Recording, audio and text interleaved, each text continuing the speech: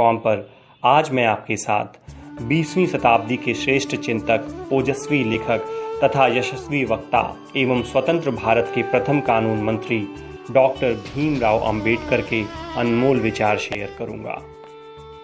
जीवन लंबा होने की बजाय महान होना चाहिए। मैं ऐसे धर्म को मानता हूं जो स्वतंत्रता, समानता और भाईचारा सिखाए।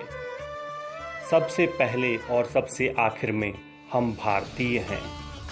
एक महान आदमी एक प्रतिष्ठित आदमी से इस तरह से अलग होता है कि वह समाज का नौकर बनने के लिए तैयार रहता है।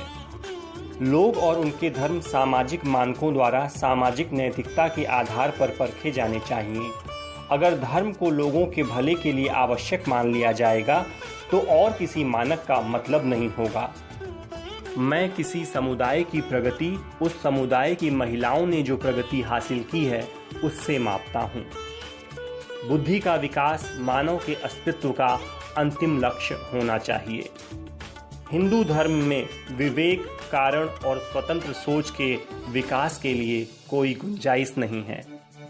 हर व्यक्ति जो मिल के सिद्धांत कि एक देश दूसरे देश पर शासन नहीं कर सकता को दोहराता है, उसे ये भी स्वीकार करना चाहिए कि एक वर्ग दूसरे वर्ग पर शासन नहीं कर सकता है। एक सफल क्रांति के लिए सिर्फ असंतोष का होना पर्याप्त नहीं है। जिसकी आवश्यकता है वो है न्याय एवं राजनीतिक और सामाजिक अधिकारों में गहरी आस्था।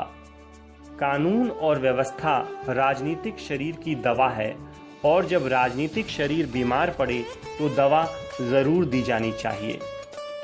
इतिहास बताता है कि जहां नैतिकता और अर्थशास्त्र के बीच संघर्ष होता है वहां जीत हमेशा अर्थशास्त्र की होती है। निहित स्वार्थों को तब तक स्वेच्छा से नहीं छोड़ा गया है जब तक कि मजबूर करने के लिए पर्याप्त बल न लगाया गया हो। जब तक आप सामाजिक स्वतंत्रता नहीं हासिल कर लेते, कानून आपको जो भी स्वतंत्रता देता है वो आपकी किसी काम की नहीं। यदि हम एक संयुक्त एकीकृत आधुनिक भारत चाहते हैं तो सभी धर्मों के शास्त्रों की संप्रभुता का अंत होना चाहिए।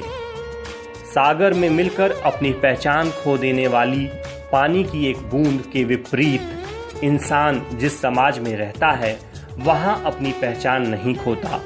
इंसान का जीवन स्वतंत्र है। वो